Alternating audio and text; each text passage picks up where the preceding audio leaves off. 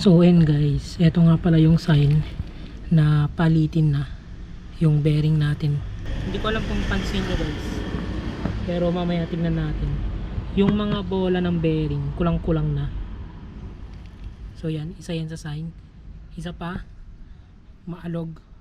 Pero ito hindi naman siya maalog.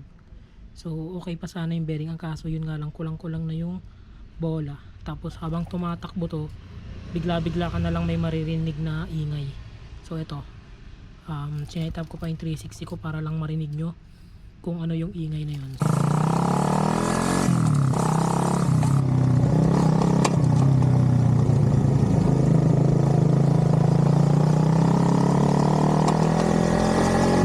So yan, sign na talaga na na palitin na yung bearing. Huwag na nating ipilit guys.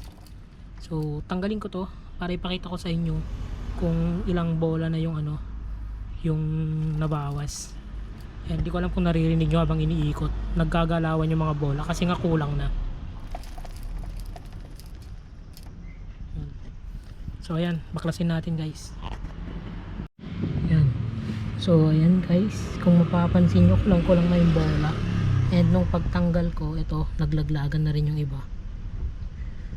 So ito siguro yung dahilan na nag-iingay kasi andito na lang sila sa labas.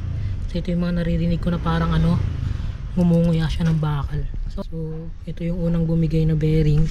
So pag check ko dito guys, kala ko okay pa, pero pag iniikot mong ganyan, maganit na siya. Yung parang may hindi na smooth yung ikot niya. Yan, sa kabila maganit na rin guys. Hindi na rin okay yung ikot niya. Hindi na rin siya smooth. Yan o. Kala mo may buhangin habang iniikot mo. So yun, tatlong bearing ang papalitan guys. Yan, so ito guys, tatlong bearing na rin yung in-order ko. Panglikod to lahat, 6301, 6201, tsaka 6203. So set na to guys. Kaso nga lang Koyo yung order ko, pero ganito naman yung dumating. Pero nakalagay naman dito, formerly sold as Koyo. So hindi ko alam okay to, pero okay na, replacement lang naman siya guys. Yan guys, so may problema ako. Nabaklas na lahat, tanggal na rin lahat ng bola. So mahirapan akong tanggalin yung naiwan na kahan itong bearing. Kaya ang gagawin ko, maglalagay na lang ako ng bola na kahit 4 lang, saka kupukpukin para matanggal to. So ayun guys, sa mga naka-experience din ito na naiwan yung bahay nung nung bearing dito sa so ganito lang yung ginawa ko. Nilagay ko yung kabitan ng sprocket, yung parang tornilyo. Yan, so dalawa lang kasi tig-dalawa yung ginamit kong nut para pag nilapag kong ganyan, madali lang niyang ilabas to. So ayan, naglagay ako ng mga bola, binalik ko yung iba, tapos pinag-iwa-hiwalay ko para pag itutulak mo to, ito guys, pag itutulak mo yan, pukpukin mo yan, hindi siya kakalas kasi pinipigilan siya ng mga bola. So ito, ganyan yung gagawin ko. So ito, yan, so pupukpukin ko to ng ganyan.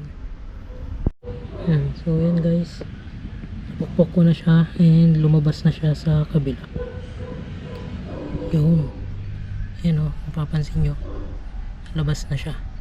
Ito naman yung next kong problema mamaya. So yan guys, natanggal ko na pareho. Ganun din yung ginawa ko dito guys. Nilagyan ko ulit ng bora na bearing. Yan, ganyan. Tapos pinatong ko dito. Tatlo to eh. Yan. DIY na lang. Yan, ganyan. Pinatong ko sa ganyan. Tapos ito, nakadikit sa ganyan. Tapos nilagyan ko ulit ng mga bearing. Para yung ginawa ko kanina. Saka pinukpok ko. Yun, tanggal. So, ayun guys. Sa mga nagtatanong kung ano yung mga size ng bearing na ito guys. So, dito, sa may bandang sprocket. Ito guys, 6203. Yan, dyan yan. Tapos itong kinakabitan ng half mo, itong sprocket mo, which is ito, is 6201. Yan, 6201 yung gitna. And then dito sa may bandang disc brake na, 6301. So magkakaiba sila ng bearing size guys. Hindi sila pare-pareho.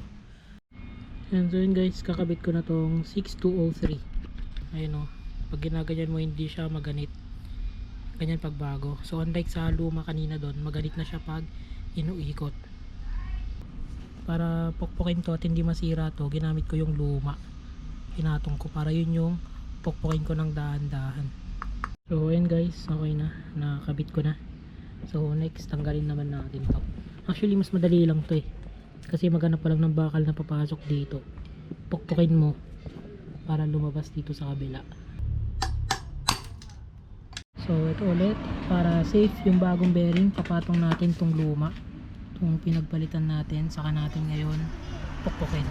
Yan, so dito naman sa may bandang disc brake guys, ang size ulitin ko 6301. So ayan, bago nyo ikabit tong bagong bearing guys, huwag nyo kakalimutang ilagay ito, kasi pag hindi nyo nilagay ito, kawawa, babaklasin nyo ulit yung bearing. So ito, bago nyo ikabit tong kabila, yung pangalawa, kabit nyo muna yun guys, baka makalimutan nyo. So ayun, nakabit na natin. Then bago natin ikabit guys, kabit natin to, dust seal ata ang tawag dito, hindi ko sure, pero pinipigilan niya yung mga alikabok at yan, tubig. Kumbaga sinisil niya yung bearing sa loob. So huwag niyong kakalimutan to guys. So dito sa kabila meron din dust seal, pero hindi siya dito nakapesto, which is dito siya nakapesto, kasi ito yung nasa labas guys, kasi ito is tatakpan niya to. Ayan, ganyan. Pero bago niyo ito ikabit, ito kailangan niyo rin tong ikabit. Lagyan natin ng grasa to, para kahit mapasukan man kung sakali ng tubig, hindi kinakalawang yung loob. So ayan, dito yan. So yung dust seal dito sa labas papesto. Yan, ganyan.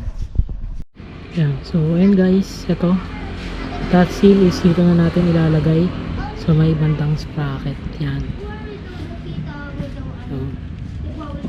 So kabit na natin guys. So ayan guys, tapos ko na, nalinisan ko na rin. So ulitin ko ulit, ang mga bearing dito sa likod is tatlo and hindi sila pare-pareho. Dito sa may hub, dito sa may sprocket, ang sukat niyan is 6203. Tapos yung dito sa gitna, na dyan sa loob, is 6201. Tapos sa may disc brake naman, dito sa bandang kanan, is 6301. So yan yung mga sukat mga boss. So maraming salamat kung umabot kayo guys sa part ng video na to. Sana huwag niyong kalimutang mag-subscribe. See you on my next vlog. Peace out. I know you told your friend you're not okay, and tell me what's wrong and why you never said you felt that way. Guess you're trying to stay strong and fake a smile until